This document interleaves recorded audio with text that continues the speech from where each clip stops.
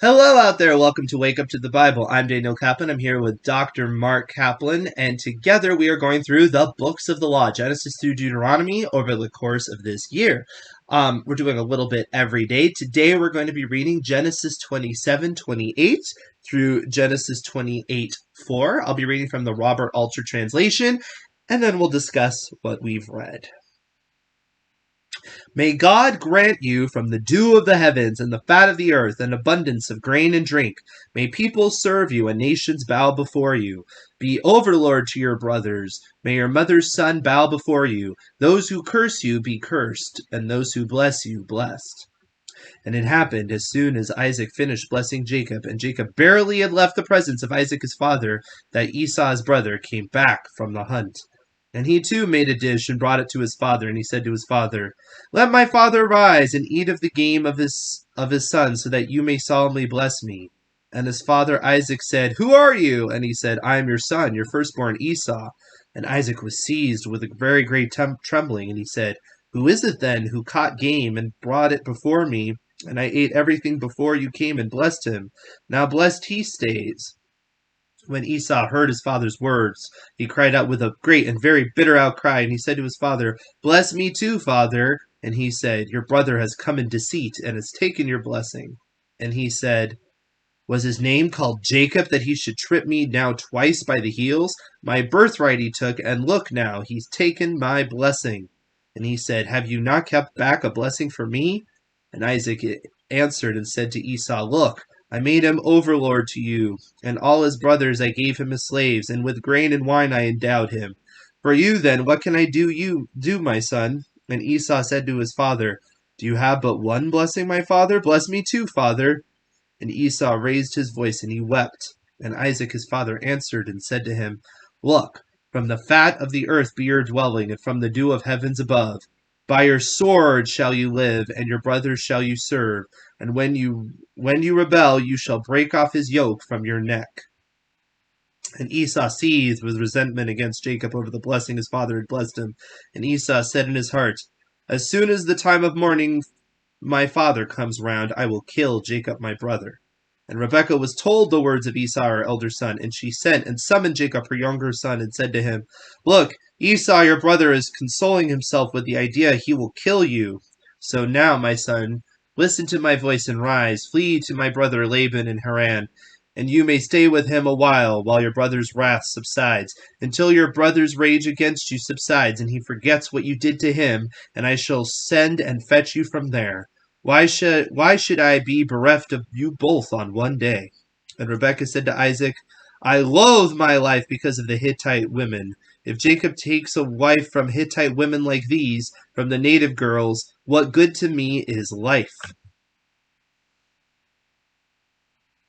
And Isaac summoned Jacob and blessed him, and commanded him, and said to him, "You shall not take a wife from the daughters of Canaan. Rise, go to Padan Aram, to the house of Bethuel, your mother's father, and take you from there a wife from the daughters of Laban, your mother's brother." Excuse me. "And may El Shaddai bless you, and make you fruitful and multiply, so you become an assembly of peoples. And may he grant you the blessing of Abraham to you and your seed as well, that you may take the hold of your land of your sojournings, which God granted to Abraham." All right, so we have the dramatic conclusion, which begins with the blessing. So this begins with the blessing. So just some of the things that come to mind when you think of this blessing, when you think of the blessing over Esau and this whole situation. Any thoughts, sir?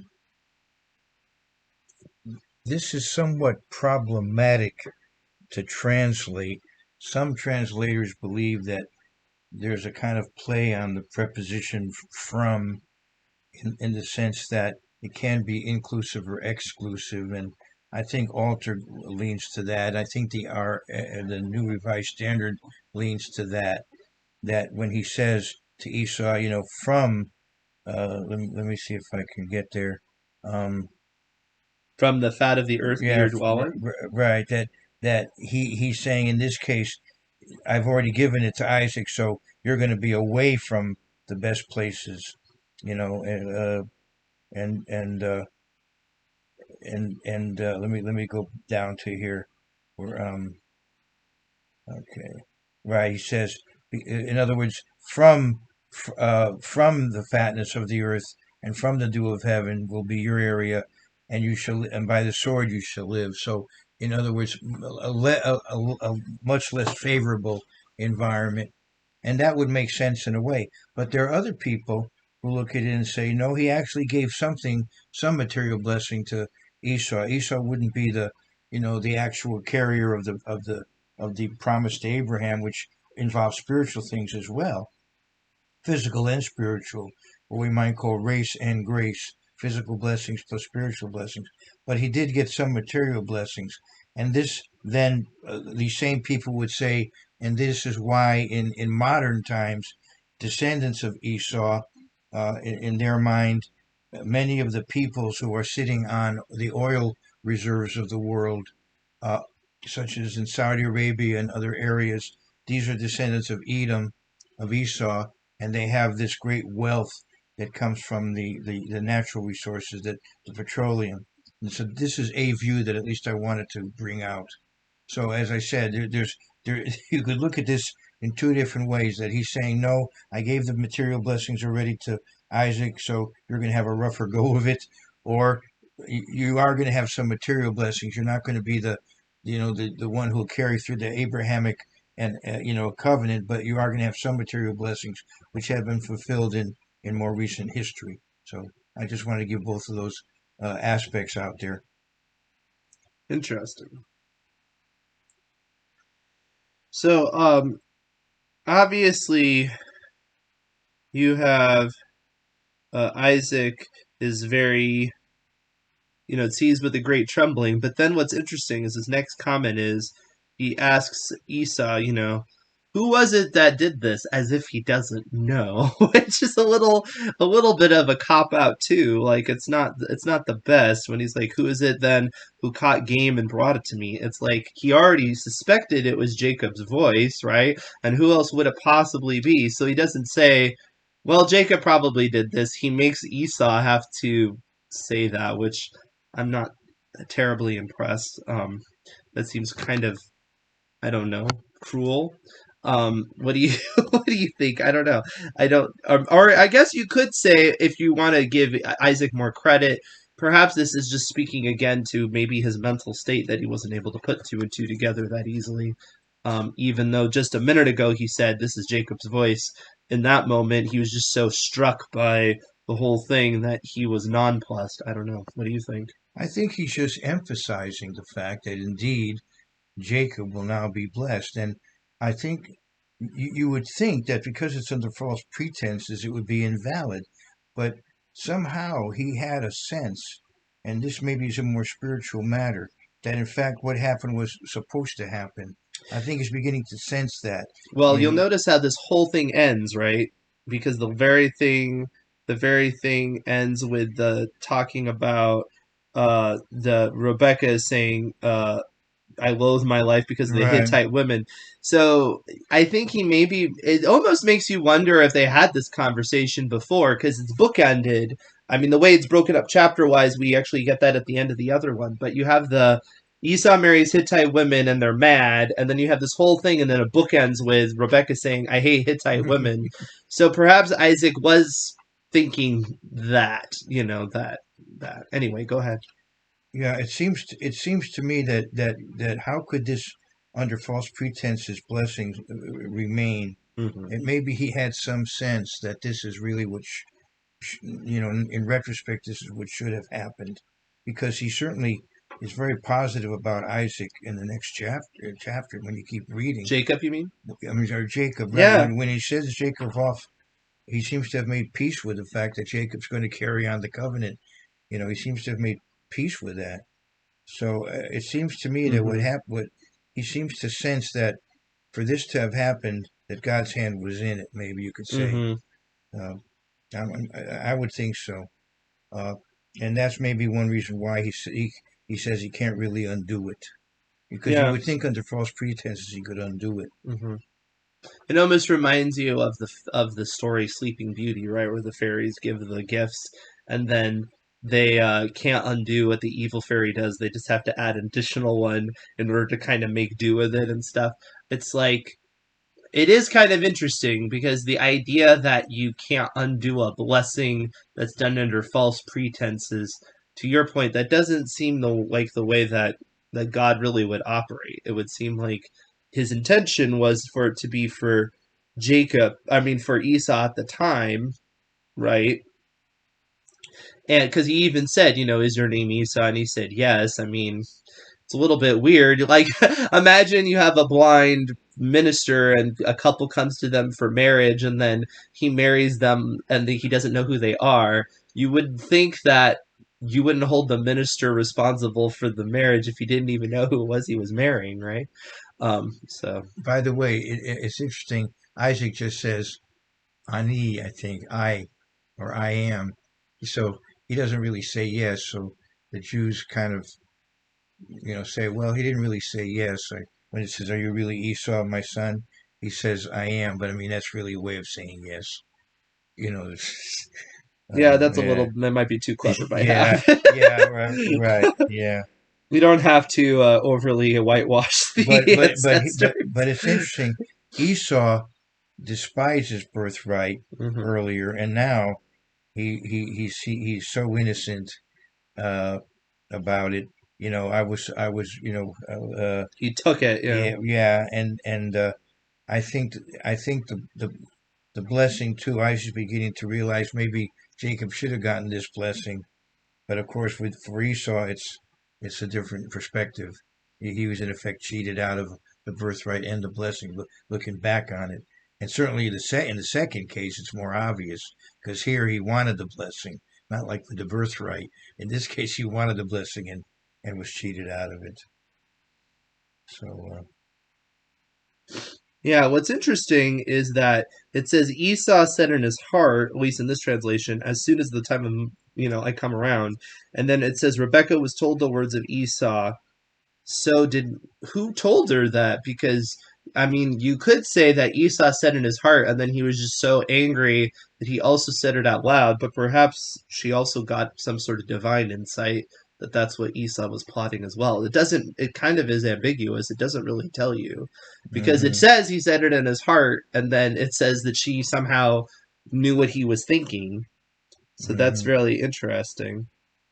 uh, when she says, I don't have the Hebrew in front of me here, but I have here a few days and For Alter says a while, little stay with while, him a while, yeah. while.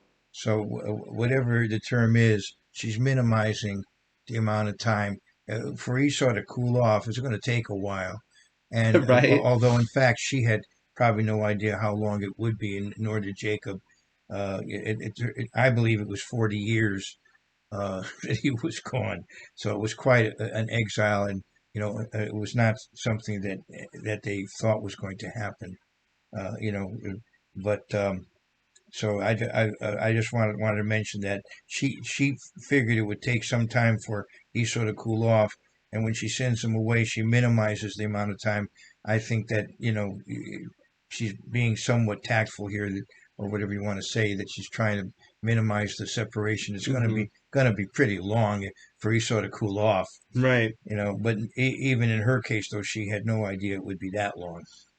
And ultimately, she almost ends up where she started, where the with the two people fighting because she starts out like, why do I have to deal with all Mhm. this, and then ultimately she says, what good to me is life. So she just unfortunately had a very rather troubled life. She had a lot Mm. of anguish with them as unborn babies, and then she is having anguish because of the actions of Esau and marrying. So unfortunately, it's rather sad. But on the other hand, Jacob does not do that. So since he is going to end up not marrying a Hittite woman, hopefully, it turns out a little bit better later on for her. All right. So, yeah, and then we have a kind of a repeat of sort of what Abraham told his servant in terms of, marrying getting a son for Isaac, that, or not getting a wife for Isaac, that, you shouldn't marry from around here, you need to marry from another area. And this would imply too that Esau probably was aware that he was going against his parents' wishes by marrying from the pagan women in the area. That it wasn't like he would just accidentally stumble upon that was a direct and open rebellion to what they would want, I would think. And as I said, he confirmed the blessing to Isaac when he sent him off to to Mm-hmm. into Syria. He so here he has made peace with what has happened. He seems to understand that he and Rebecca are back on the same page, it would seem. Perhaps, I mean, you could say that this is out of sequence narratively, but it's not impossible that we're just jumping back and then we're jumping forward. It's possible. But yeah, it seems like it. It seems like the fact that it's put here would give the reader that impression. So even if he had told Jacob before, that he should do all this, although the question is why would he send him off before all this happened? So. If you study the history of the how if you're, let's say, a expert ethnographer, and you study the history, it seems the main problem is not so much Ishmael and Isaac as Esau and Isaac, as far as the descendants. Mm-hmm. That Ishmael, and even in recent years, you have many, you have the so-called Abraham Accords. You have many Arab nations that have good relations now with Israel, and yet there's a certain element in the Arab world that maintains a hostility, and that may actually go back. And some have speculated that this may go back to many of those who are the most hostile perhaps are descendants of Esau. It's Mm-hmm. just, it's, let's say, for eschatological speculation. Yeah, well, certainly, even if you don't want to trace it all the way to modern times, certainly in the Right, text, what we're going to get in the next few books, it's definitely going to come back.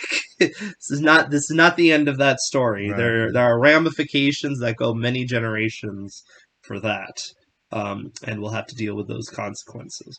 All Now, right. Oh yeah, go ahead. Jonathan Sachs, he died about a year ago, former chief rabbi of the United Kingdom. He pointed out all these issues in Genesis between brothers, Hmm. and then he said in modern times you have in a way something similar. You have the Abrahamic religions, Judaism, Christianity, and Islam, and all seem to be competing for who really has God's favor. And if only they could just, you know, learn to live with each other. It's something that Jonathan Sachs emphasized in his teaching. All right. So, any other comments about this section?